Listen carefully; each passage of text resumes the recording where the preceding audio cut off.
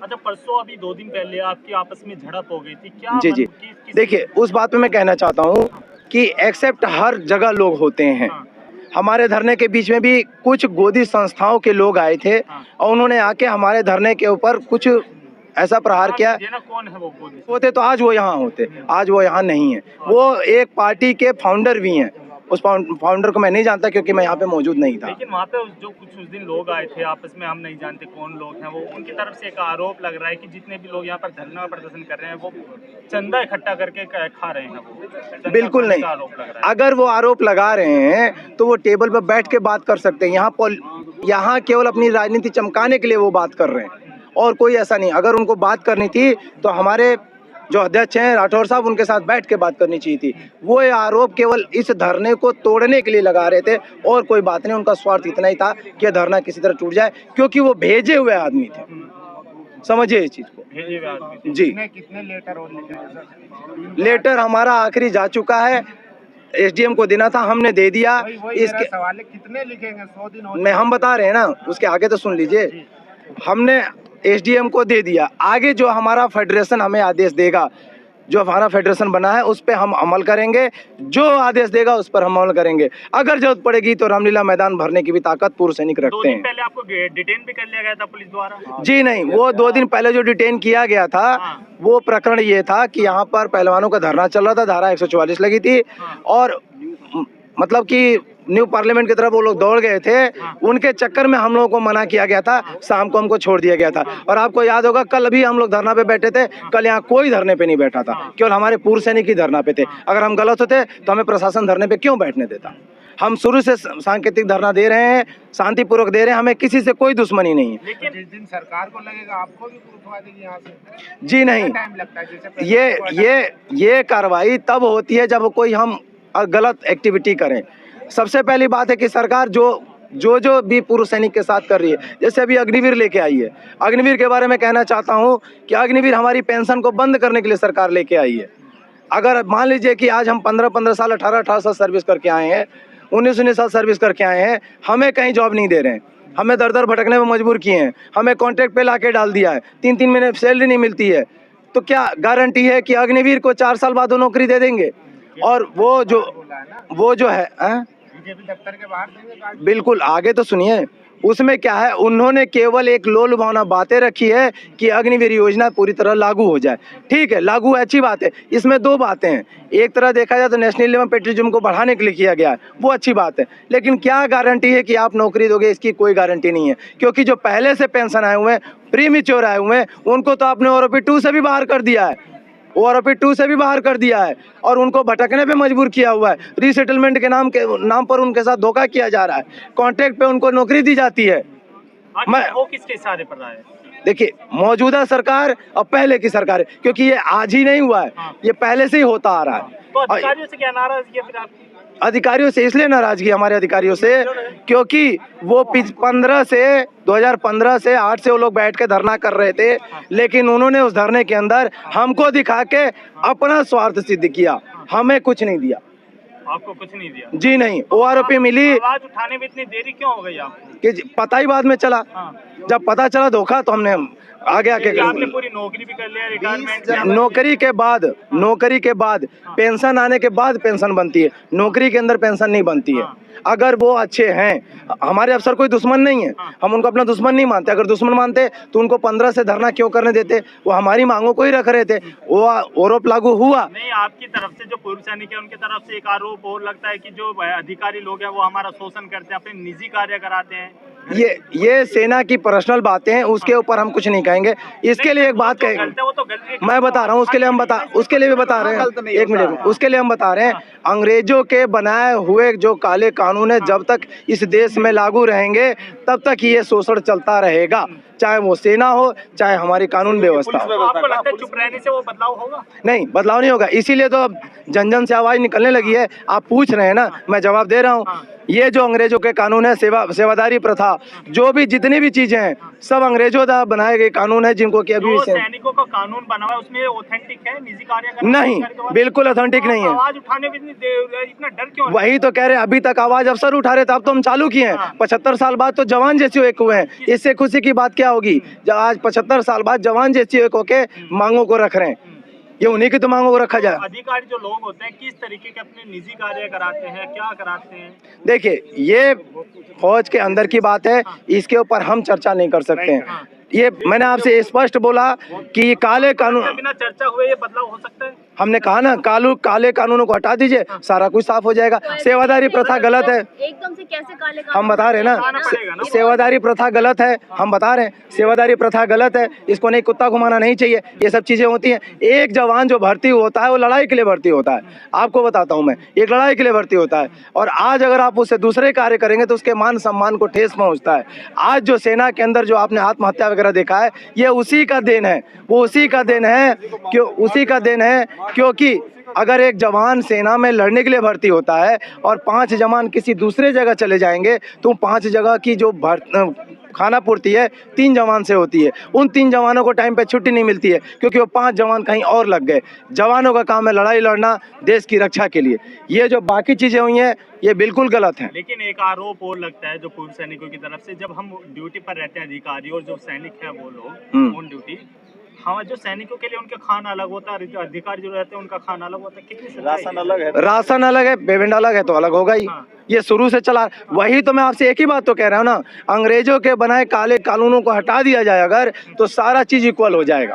तो वो अब तक 70 साल में कांग्रेस रह चुकी है, अब बीजेपी, तो मैं कह तो रहा हूँ ये बहुत सालों, तो अब हट पाएगी, क्यों नहीं? पहले इसकी मांग नहीं उठी थी, पहले इसकी मांग नहीं उठी थी, अब उठ रही है। पहले हमारे अफसर हमारे मालिक थे, पहले अफसर हमारे मालिक थे, अब हम खुद इसको आगे बढ़ के कर रहे हैं, इसलिए तो हम इस बात को जवान जैसी धरना पे बैठा कब, वो तो अफसरों ने खाली हमें दिखाया। दिन में आपकी बात नहीं सुनी और अब लोकसभा चुनाव आने वाले 2024 में सारी पार्टियां उसी में व्यस्त हो जाएगी, क्या लगता है आपकी आवाज सुन पाएंगे? बिल्कुल, आवाज सुनाने के लिए ही हमने ज्ञापन दिया है, आवाज सुनाने के लिए ही हमने ज्ञापन दिया है कि जब ये लोग प्रतिनिधि बन के हमारे बीच आएंगे वोट मांगने के लिए, तब इनसे पूछा जाएगा कि हमने आपको एक ज्ञापन दिया था उसका क्या हुआ, तब ये जवाब दिया जाएगा। तो ऐसे ज्ञापन तो रोज ना रोज सरकार देती है, पर कहीं ना कहीं वो उन्हें इग्नोर कर देते हैं, उस पर चर्चाएं नहीं होती है। तो अभी आपने कहा ना कि चुनाव आने वाला है, चुनाव के अंदर वोट तंत्र की ताकत होती है।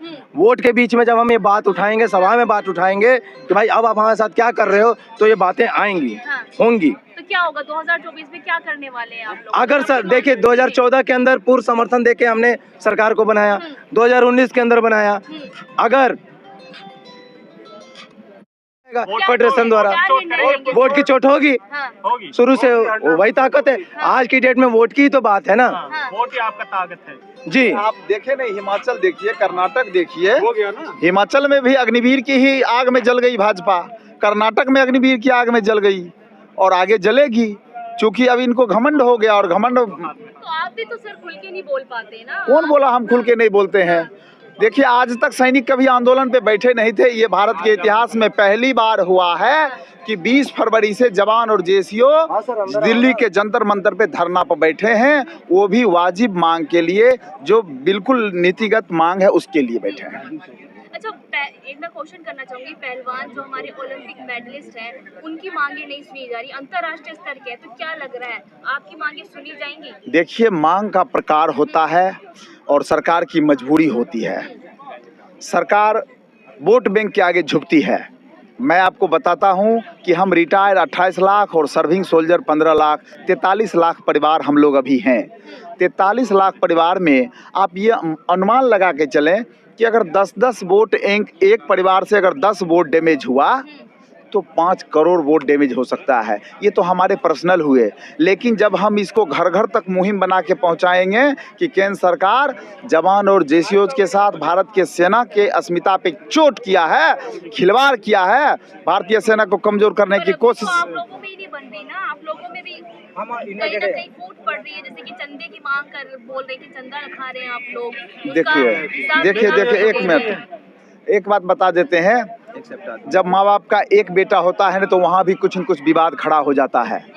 और हमारे पूर्व सैनिक की मुझे लग रहा है कि 600 से ऊपर संस्था है इस देश में, तो डिफरेंट संस्था है और हर आदमी चाहता है कि मैं आगे मुखर होकर के आऊं, तो उसके मुखरता को अपने दिखाने के लिए दूसरे की बुराई को आगे करना, दूसरे के कुछ कर देना। और ये जो आप जिसकी बात को कर रहे हैं, लोग स्वेच्छा से आके कुछ मदद कर रहे हैं। यहाँ जो अभी आप चाय पी रहे हैं, हम लोग बैठे हैं, ये दरी है, यहाँ माइक लगा रहता है, वो कहाँ से आखिर आता है, वो कौन देगा? तो उसके लिए अगर जो लोग कुछ कंट्रीब्यूशन किए हैं, ये बिल्कुल ट्रांसपेरेंट है। ये लड़ाई पहले घर वालों से सुलझाई जाएगी, सरकार से सुलझाई? नहीं, हमारी लड़ाई सामने सरकार से है। घर वालों से ये सब ऐसे ही आते जाते रहेंगे। ये तो हमारे भाई हैं, ये तो हमारे पार्ट हैं, ये लड़ाई थोड़ी ना है। ये तो किस वजह से आ रहा है? वही सैनिक हैं जिनके बीच मोदी जी जाकर फोटो खिंचाते हैं, तरह तरह के त्योहार बनाते हैं, मिठाई खिलाते हैं। आज आप उन्हीं के क्षेत्र में बैठे हुए, आपकी सुनवाई क्यों नहीं कर रहे? आपसे मिलने को तैयार नहीं। यस, आज मोदी जी के ही बात पे हम अडिग होकर के और अंगद के तरह अपना पांव जमा करके यहाँ बैठ गए हैं जंतर मंतर पे। इसलिए बैठ गए हैं कि मोदी जी ने ही कहा था कि हमारी सेना जहाँ खड़ी हो जाती है, हिलती नहीं है, तटस्थ होकर रहती है और दुश्मनों को जवाब देती है। आज हम सरकार उन्हीं मोदी जी के बात पे हम उनके खिलाफ यहाँ तटस्थ होकर बैठे हैं। और वो जो ढोंग रचते थे सेना के बीच जाकर के होली और दिवाली में, ये तो हाथी के दांत, जो खाने वाले अलग होते हैं, दिखाने वाले अलग होते हैं। क्या कहना चाह रहे हैं? मोदी जी ढोंग कर रहे थे वहाँ पर? अरे ये तो स्पष्ट है। हाँ, ढोंग नहीं तो क्या है? हाँ। मैं पूछता हूँ, लेह में ग्लेशियर में वो हमारे जवानों के साथ जाकर फोटो खिंचा लिए, कभी जवान को पूछे कि तुमको ठंड ज्यादा लगती है कि उनके पीछे? मैं देश नहीं बिकने दूंगा। हाँ, देश बिकने नहीं दूंगा। ये तो आप लोग अब क्या बताएं, चूंकि हमारी बात हमारे तक ही सीमित रहे तो ज़्यादा बेहतर है। देश कहाँ जा रहा है इंटरनल, ये पपुआ गिनी वाला पैर छूने वाला प्रधानमंत्री को फोटो बार बार दिखा करके गोदी मीडिया चाहे कि देश का जनमत हम ले लें, ये संभव नहीं है। हमारे कर्नाटक के लोग मूर्ख नहीं थे, हमारे हिमाचल के भाई बंधु मूर्ख नहीं थे जो सत्ता परिवर्तन किए। और इन फ्यूचर भी हम 5 करोड़ वोट बैंक तो नॉर्मली हमारे पास है। और ये चीज कर्नाटक में भी सैनिक, हाँ, अरे हमारे यहाँ जंतर मंतर पे आके पार्टिसिपेट किए हैं कर्नाटक के सैनिक। नहीं था पहले, आपने मेरे ख्याल कवर किया था। हमारे कर्नाटक के सैनिक यहाँ जंतर मंतर पे पार्टिसिपेट किए हैं, तमिलनाडु के सैनिक, तेलंगाना के सैनिक। अभी 15 दिन तमिलनाडु के सैनिक का यहाँ पे चला था प्रदर्शन, सब कुछ चला है। हमारे सारे देश के डेलीगेशन आ रहे हैं। आप यहाँ संख्या बल खोजिएगा उस दिन जिस दिन हमारा हुंकार होगा। जैसे आपने देखा था 20 फरवरी को जो हमने शुरू किया था, यहाँ 50,000 लोग थे। पूरा मतलब इसका पूरा बैरिकेटिंग जो है तितर बितर होना पड़ा, इससे ज्यादा परमिशन। लग रहा है 100 दिन बीत गए हैं, कोई ऐसी ठोस का है मतलब एक एक्शन नहीं लिया है सरकार ने जो लेना चाहिए था। देखिए, सरकार को ताकत दिखाने की जरूरत है। हाँ, क्यों नहीं, ताकत दिखाने की जरूरत है। और वो ताकत तो मीडिया बंधु से लेकर के कब दिखाएंगे, उसका एक समय होता है कि अभी गर्मी चरम पे है, अभी भीषण गर्मी का दौर है। अभी हमारे मणिपुर, इम्फाल से, हमारे नॉर्थ ईस्ट से जो हमारे पूर्व सैनिक हैं वो यहाँ पहुँचते पहुँचते परेशान हो जाएंगे। अगर मैं जंतर मंतर, ये रामलीला मैदान या केंद्र यहाँ संसद का घेराव करता हूँ तो इसमें हमारे सैनिक अव्यवस्थित हो जाएंगे। तो थोड़ा सा हम 1 आध महीने में मौसम जब ठीक हो जाएगा तो हमारा जो फेडरेशन है, जो अभी देख रहे हैं अर्जुन सिंह साहब हमारे जो है इसके अध्यक्ष हैं, निर्णय लेंगे और बहुत बड़ा करेंगे, एकदम करेंगे। राजनीतिक मंच से आपकी मांगे पूरी हो पाएंगी? हाँ, बिल्कुल आपने ठीक कहा। और मैं इस देश की रीढ़ हूँ। भारत की सेना राजनीति से कोई मतलब नहीं रखता है, ये बात आप जान लीजिए। हमें किसी राजनेताओं से मतलब नहीं। हमने अपनी समस्या सभी राजनेताओं तक पहुंचा दिया, सभी सांसदों तक पहुंचा दिया, जिलाधिकारी के माध्यम से माननीय महामहिम राष्ट्रपति और माननीय प्रधानमंत्री, रक्षा मंत्री तक पहुंचा दिया। अब उनका काम आगे और हमारा काम जो जैसे चल रहा है वैसे चलेगा। वो माने या नहीं माने, हमारा प्रदर्शन चलेगा और हम मनवा लेंगे, ये भी मैं आपको कह देता हूँ। अगर कोई राजनीतिक पार्टी आपके बीच आकर मन साझा करते तो आप करने नहीं? बिल्कुल नहीं। देखिए, वो करे ना, राजनेताओं का जगह संसद है, राजनेताओं का अपना राजनीतिक क्षेत्र है, अपनी पार्टी है, वो अपनी पार्टी के स्तर पे बोले, संसद में जाके बोले, वो तो वो फ्री हैं, वो आपके पीसी को बुला ले, प्रेस कॉन्फ्रेंस में बोले। लेकिन वो यहाँ आपको बता देता हूँ कि जब 20 फरवरी को धरना शुरुआत, मेरे ख्याल से 23 या 24 को ही हमारे आपके सांसद संजय बाबू आए थे यहाँ पे, संजय सिंह जी आए थे, रोड पे खड़े रहे, हमने मंच नहीं दिया उनको। अरे भाई, हम किसी राजनेताओं को मंच साझा करने नहीं देंगे, क्योंकि हम इस देश की स्वतंत्र संस्था, भारतीय सेना जो है ना, किसी पार्टी की संस्था नहीं है, वो देश की। बीजेपी के एक सांसद है, हाँ। और जनरल भी रहे हैं वो, कह रहे हैं कि आपकी जो है मांगे गलत है जवानों की। देखिए, वो सांसद नहीं है, वो चोर हैं। आप जनरल बीके सिंह की बात कर रहे हैं। जनरल बीके सिंह को अपना जन्म तिथि याद नहीं है, वो जनरल कैसे बन गए, वो ऑफिसर कैसे बन गए, वो उनको किसने सेलेक्ट कर दिया अफसर में? मुझे तो हंसी आती है। इस देश के सालों सेवाएं दी और उनको जन्म तिथि का अरे मैं आपसे ही पूछ रहा हूँ, आपके माध्यम से जनरल साहब पूछ रहा हूँ। बात पे मैं कहना चाहूंगा, उनको जन्म तिथि याद नहीं। टाइम में राजनीति से प्रेरित हैं और राजनीतिक बात कर रहे हैं प्रेजेंट टाइम में। अगर बीके सिंह साहब की बात करेंगे तो वो एक पूर्व सैनिक हैं और अफसर हैं। आप समझिएगा, मैं कहने का चाहता हूँ, अफसर हैं। 2015 से अफसर ही धरने पे बैठे थे। उस दिन भी जब हमारे पूर्व सैनिक वहाँ मिलने गए तो उन्होंने यही कहा के बोल दिया कि आप लोगों को ज़्यादा मिल गया है। लेकिन अगर ज़्यादा मिल गया था तो हम लोग बैठे क्यों हैं? सीधा सा क्वेश्चन है। आप उनके बारे में क्या बात करेंगे? जब बीके सिंह आपके ही अधिकारी, आप उनसे ही पर्सन सवाल आप बोल रहे कि वो अधिकारी हैं, आप बोल रहे कि अधिकारी हैं। अधिकारियों के बारे में मैंने पहले ही आपको बता दिया। अगर वो सही हैं, देखिए हमारे जितने भी अधिकारी हैं, चाहे वो नेता हैं, चाहे अभिनेता हैं, चाहे कोई भी हो, वो आके स्टेज पे बात करे ना। अगर वो सही हैं तो हम जंतर मंतर पे हमारे जैसे साहबान बैठे हुए हैं, आके पटल पे बात करें कि हाँ हमने सही किया है। क्यों नहीं आते हैं बात करने के लिए? कोशिश की उनसे बात करने की, वो भी तो कर सकते हैं कोशिश। वो नहीं करे, लेकिन आपको बता दिया। हमने तो सबको बता दिया, उनको भी दे दिया, उनको भी ज्ञापन दे दिया। क्या कहना है उनका, क्या जवाब आया? अगर वो साफ छवि के होते, क्लियर होते तो आते ना। उन्होंने आपसे बात ही नहीं करी। नहीं, इसीलिए तो नहीं करी कि हमारे जवाब नहीं उनके पास। इसीलिए नहीं किया उन्होंने कि हमारे सवालों का जवाब उनके पास नहीं है। लेकिन उनके मन में ये नहीं आया ये हमारे सैनिक है। आएगा, आएगा, आएगा 2024 में आएगा, ये आपसे स्पष्ट कहा जा रहा है। हारने के बाद या जीतने के बाद? वो तो 2024 बताएगा, हम ये बात क्यों कहने जाएं? नहीं, आप क्या हराना चाह रहे हैं, जिताना? भाई हमारी मांगे पूरी हो जाएंगी। ये वीडियो आपको पसंद आने से सब्सक्राइब करो, लाइक करो, शेयर करो।